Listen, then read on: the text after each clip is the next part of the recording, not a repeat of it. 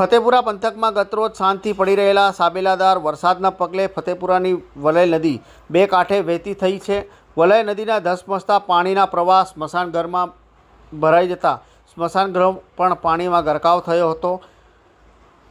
વડા ગામના અપાતલાએ જોડતા માર્ગ પર કોઝવે ઉપર પણ પાણી ભરાઈ જતા વાહન વ્યવહાર ઠપ થઈ જવા પામ્યો હતો। અત્રે ઉલ્લેખનીય છે કે ફતેપુરામાં ભારે વરસાદના પગલે પાટવેલ રોડ ઉપર બેંક ઓફ બરોડા તેમજ પીએસઆઈ હેડક્વાર્ટરમાં પણ પાણી ભરાયાના દ્રશ્યો સામે આવી રહ્યા છે। ફતેપુરા પોલીસ સ્ટેશન રોડ ઉપરનો વાહન વ્યવહાર ઠપ થઈ જતા બસ સ્ટેશન રોડ ઉપર વાહન વ્યવહારને ડાયવર્ટ કરવામાં આવ્યો હતો।